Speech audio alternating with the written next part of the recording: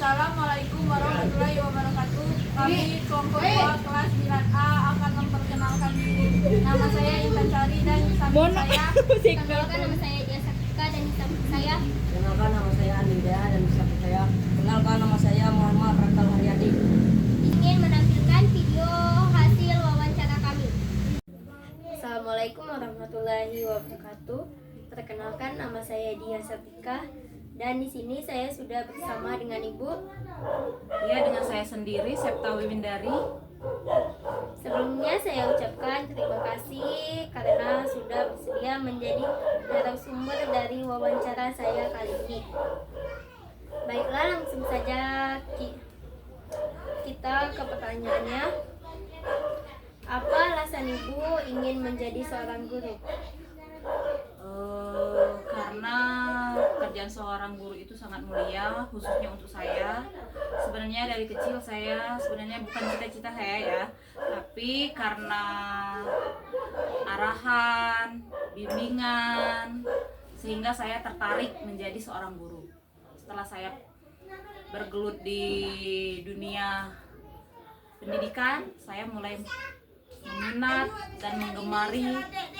Jadi saya sangat menyukai sekali pekerjaan ini. Sekarang saya meminati, sekarang saya jadikan sebagai hobi, sehingga jadi saya sangat bersemangat untuk menjadi guru yang sangat profesional, guru yang lebih baik, ya begitu kira-kira. Sudah berapa lama Ibu mengajar? Kurang lebih 12 tahun.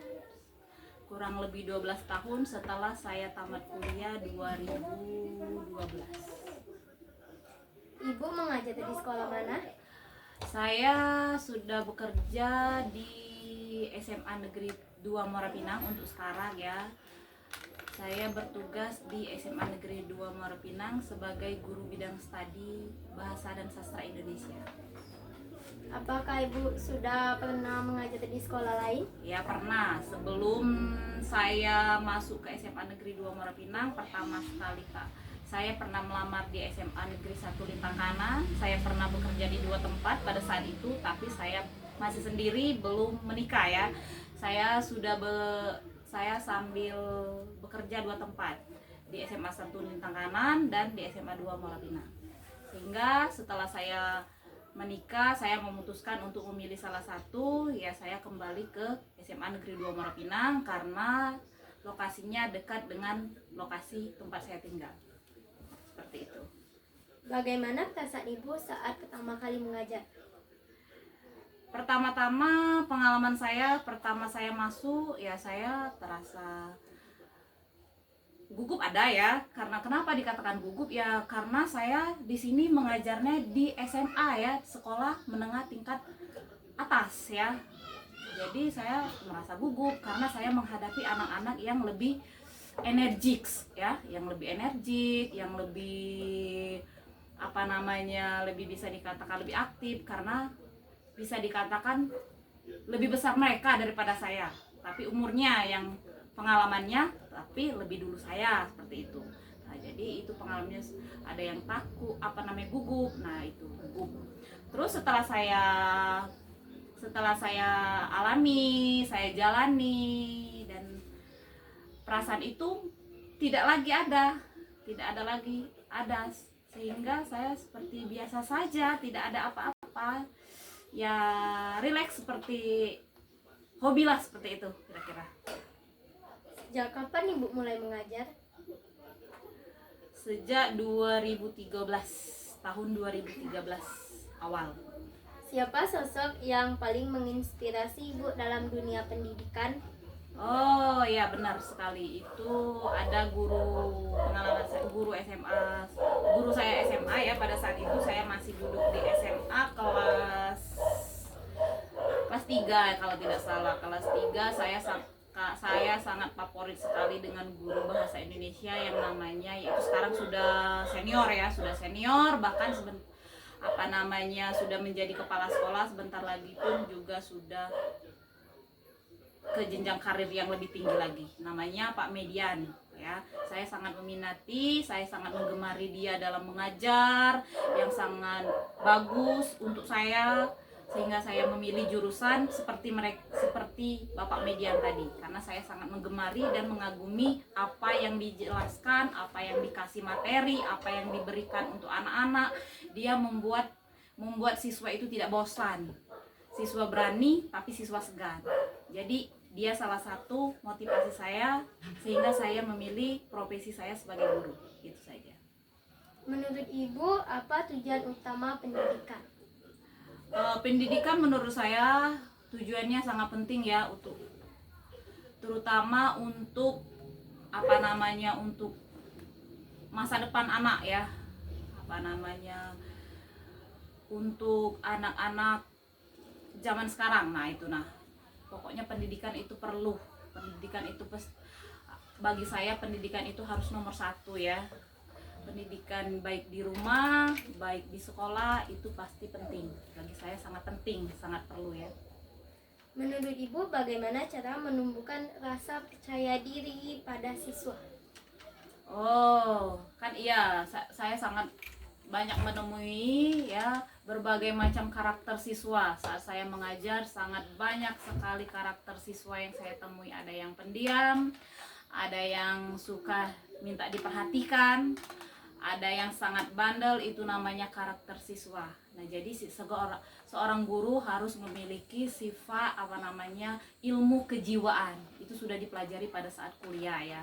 Jadi seorang guru harus memiliki ilmu kejiwaan. Jadi dia paham, oh kalau siswa ini karakternya pengennya begini, oh kalau siswa ini karakternya begini. Jadi seorang guru itu wajib mempunyai ilmu kejiwaan. Jadi seorang guru pasti paham ya. Kalau guru yang sudah pengalaman, sudah profesional, pastinya dia memiliki ilmu yang kejiwaan yang memahami setiap karakter siswa.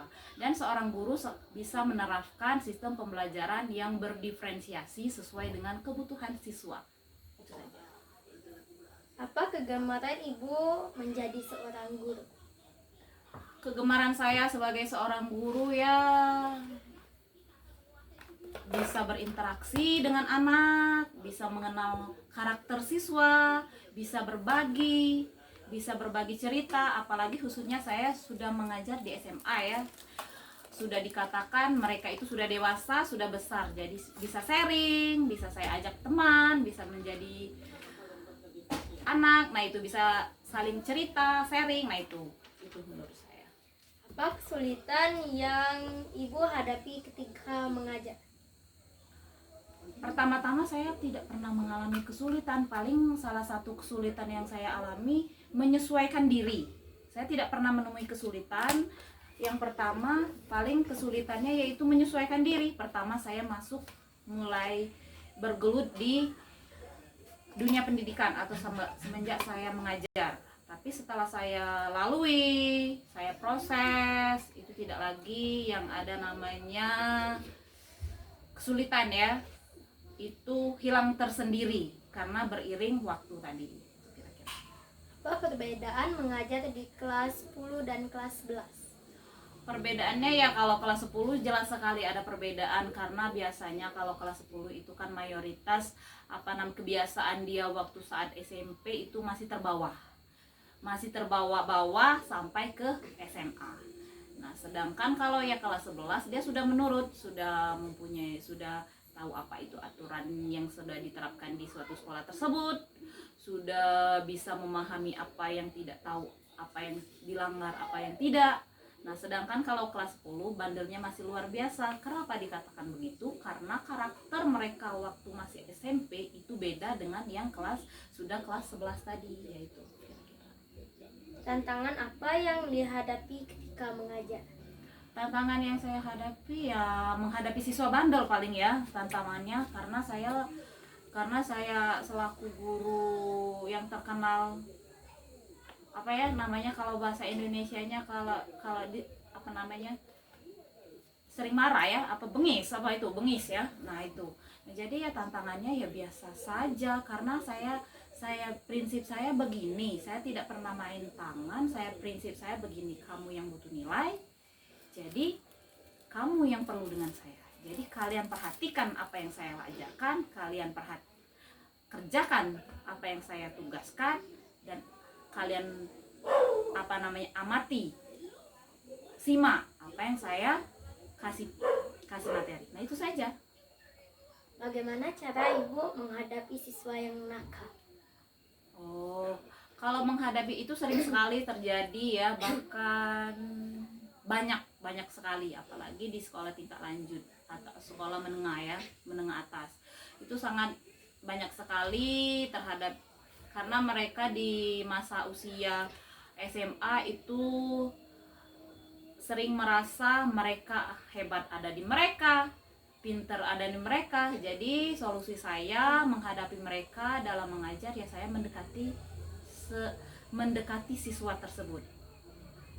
Ya tadi, jurusnya tadi menggunakan ilmu kejiwaan, fisiologi pendidik ini ya, ini kejiwaan tadi. Jadi saya mengenal karakter siswa tersebut, saya kenali dulu. Oh, siswa ini pengennya dibeginikan. Oh, kalau siswa ini pengennya dibeginikan. Oh, siswa ini pengennya beginikan. Nah, itu. Jadi saya menerapkan metode pembelajaran yang menggunakan diferensiasi atau metode pembelajaran berdiferensiasi. Itu adalah metode pembelajaran yang mengenal karakter siswa masing-masing. Oke, terima kasih banyak Ibu atas jawaban dan waktunya. Wawancara ini sangat bermanfaat untuk saya. Semoga apa yang Ibu sampaikan bisa menjadi motivasi dan inspirasi bagi kami. Ya, terima kasih ya. Saya akhiri. Wassalamualaikum warahmatullahi wabarakatuh.